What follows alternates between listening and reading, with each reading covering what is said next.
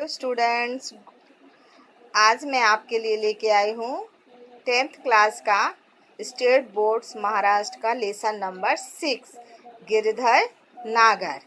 गिरधर नागर ये पद हैं जो हमारी मीराबाई ने लिखे हैं। किसने लिखे? मीराबाई ने। ये इनका जन्म जोधपुर राजस्थान में हुआ था और इनकी मृत्यु हुई थी गुजरात के द्वारिका में, जहाँ पे भगवान श्री कृष्ण ने अपनी नगरी बनाई थी। मीरा बचपन से ही कृष्ण भक्ति में लीन रहा करती थी, क्योंकि बचपन में ही उनको कहा गया था कि ये कौन है? कृष्ण ही आपके भगवान हैं, कृष्ण ही आपके पति हैं और यही आपको इस दुनिया से पार लगाने वाले। इसीलिए वो बचपन से ही कृष्ण भक्ति में लीन रहा करती थी।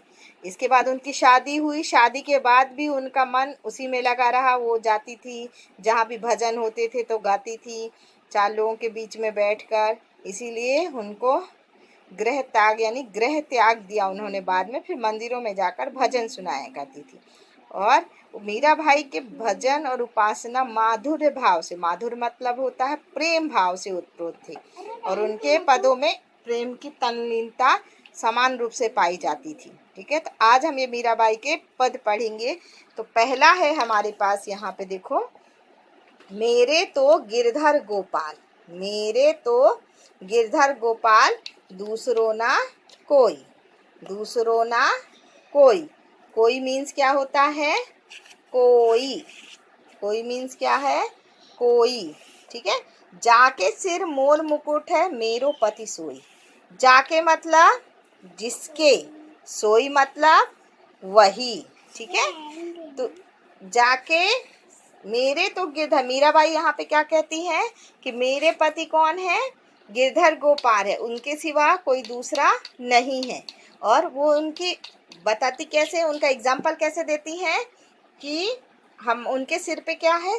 सिर पे मोर मुकुट है। जिस जाके मतलब जिसके, मोर मुकुट मतलब मोर पंख है, मोर का मुकुट बना हुआ है, वो ही मेरे पति हैं।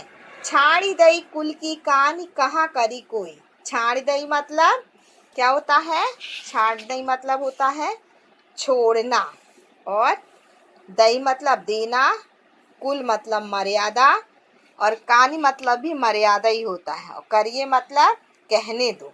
ठीक है, ये देखो ध्यान से। दई मतलब देना, कुल भी मतलब मान मर्यादा होता, कानी मतलब भी मारे मर्यादा होता, और छाड़ी दई मतलब भी छोड़ना होता। तो यहाँ पे मीराबाई कहती है छाड़ी दई कुल की कानी, मतलब मैंने छोड़ दिया, अपनी मर्यादा छोड़ दी है और जिसको जो कहना है करने दो। इसीलिए देखो क्वेश्चन मार्क्स दिया गया है। संतन ठिग बैठी बैठी लोक लाज हुई। ठिग मतलब पास में, ठिग मतलब क्या होता है? पास में। और तो उन्होंने क्या बोला कि संतन के पास, साधु संतों के पास बैठ बैठ कर मैंने लोक लाज खो दी है।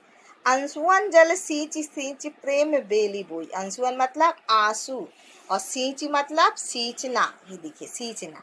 बोई मीन्स बोना। बोई मीन्स क्या होता है? बोना। तो यहाँ पे बोलती है मीराबाई कि अंशुअन से जल सींच सींच कर मैंने प्रेम की बेल बोई है और अब वो बेल फैल गई है, मतलब पौधा जो बेल होता है वो फैल गया है और उसमें आनंद के फल हो रहे हैं। तो आनंद मतलब खुशी, प्रसन्नता। तो अब तो बेल फैल गई, आनंद फल हुई। दूध की मथनिया बड़े प्रेम से बुलोई। मथनिया मतलब होता है मथने वाला, मथानी भी बोलते हैं, और दही मथने का पात्र या बर्तन होता है। देखिए, दही मथने का पात्र या बर्तन। ठीक है, और छाछ मतलब मठा, ताक भी बोलते हैं, काढ़ी मतलब निकालना बोलते हैं, और बिलोई मतलब हिलाना बोलते हैं। तो जैसे दूध की हम दही जमाते हैं, फिर दही को हम मथनिया से क्या करते हैं? धीरे धीरे बिलोते हैं तो माखन निकलता, उससे मक्खन निकलता है। और मक्खन जब हम निकाल लेते हैं तो वो कहती है कि मक्खन तो मैंने निकाल लिया, लेकिन जो छाछ बचा है वो कोई और पी रहा है।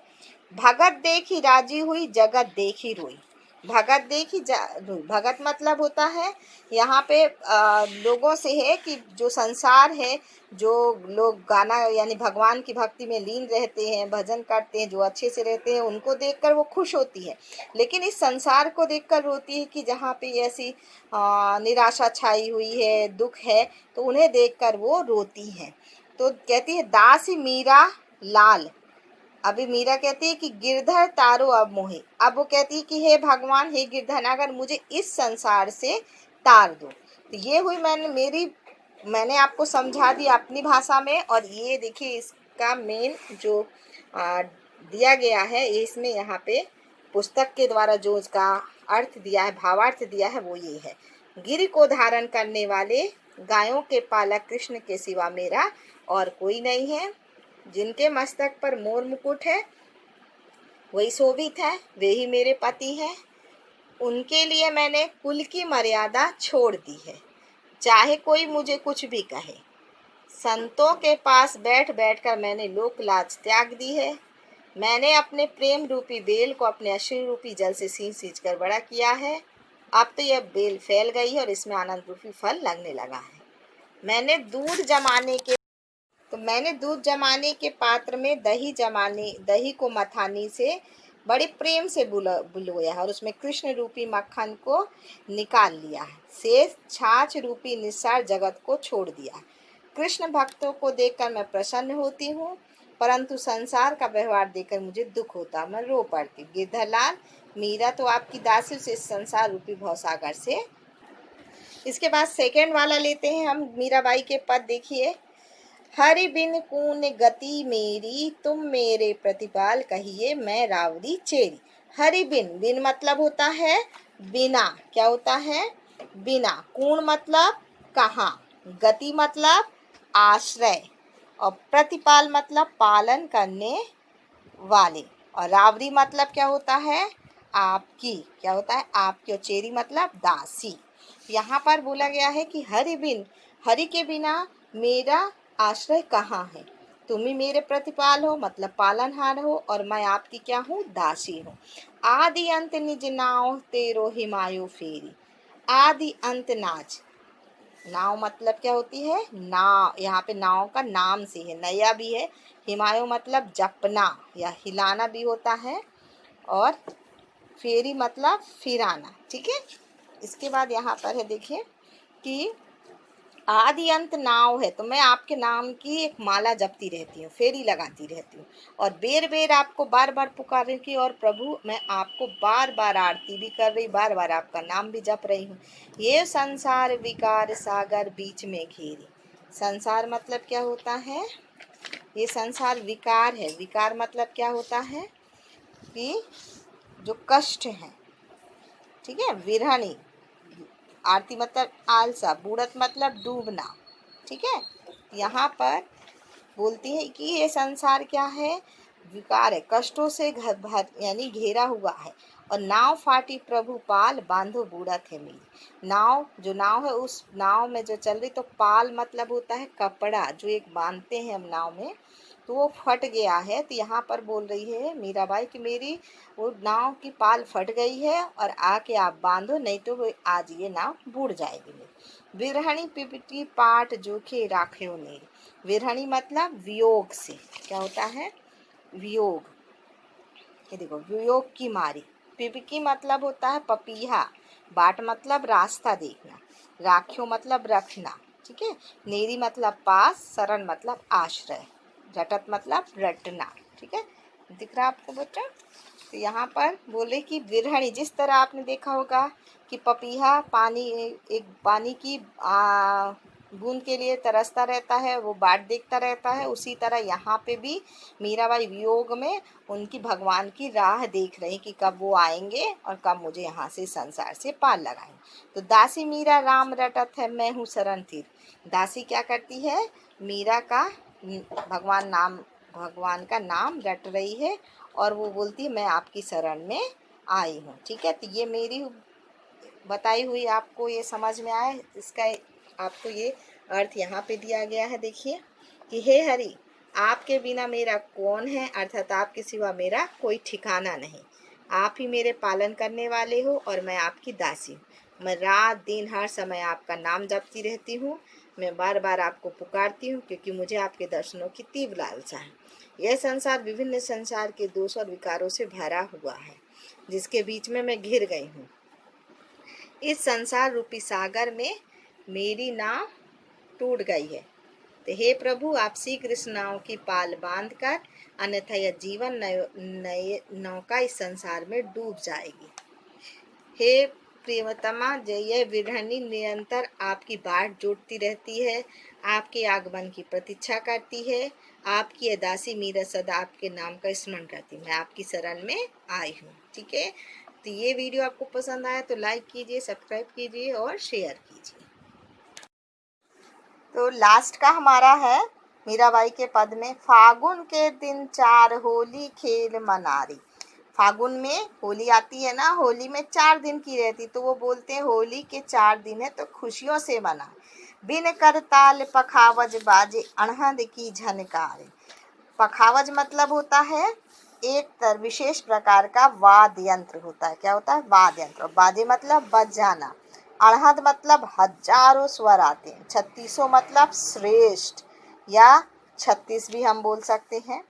रणकार मतलब युद्ध होता है। ललकारना जैसे असंतोष, खोस मतलब संतोष, और धृट मतलब हृदय, पट मतलब द्वार, और कमल मतलब कमल। ये सारे शब्द हमारे कठिन वर्ड्स हैं, इसकी आए। तो लास्ट का हमारा है, बिन करताल पखावज।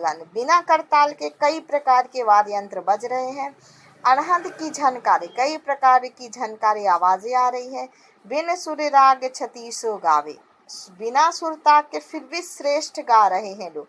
और रोम रोम रणकार ने, रोम रोम से हमारे ऐसा लग रहा है कि युद्ध की झनकार आ रही है। सील संतोष की केसर घोली। सील संतोष मतलब संतोष करना, कि हम अगर कुछ खाते हैं, अगर संतोष कर लेते थोड़े से में ही खाने में, तो हमारा संतोष हो जाता और मन नहीं करता। हम बहुत सारा खा लेते हैं फिर भी हमारा पेट नहीं भरता। तो संतोष मतलब हमारा पेट भरना या हमारे मन की प्यास बुझना। प्रेम प्रीति पिचकारी, और पिचकारी कैसे घल रही? प्रेम प्रीति की। उड़त गुलाल लाल भयो अंबर। उड़त, अंबर मतलब आकाश। उड़द गुलाल से अंबर कैसे हो गया? लाल हो गया। बरसत रंग अपार दी, घट के पट सब खोल दिए, लोक लज सब डाले। माने घट के, पट मतलब दरवाजे, सब खोल दिए हैं। घट मतलब घर के, खोल दिए। लोक लाज सब डाल दे, डाल मतलब डालना। तो ये लोक लाज सब छोड़ दो और अपने मन के पट सब खोल दो। मीरा के प्रभु गिरधर नागर। मीरा के प्रभु कौन है? गिरधर नागर है। चरण कमल बलिहार, उनके चरण में कमल मतलब कमल बलिहार दे। ये मैंने आपको समझा दिया। और लास्ट इसका ये देखो, मेरे मन फागुन माह में होली खेलने का समय अति अल्प होता है, अब तू जी भर के होली खेल। अर्थात मानव जीवन अस्थायी है, इसीलिए भगवान कृष्ण के रूप में प्रेम कर ले।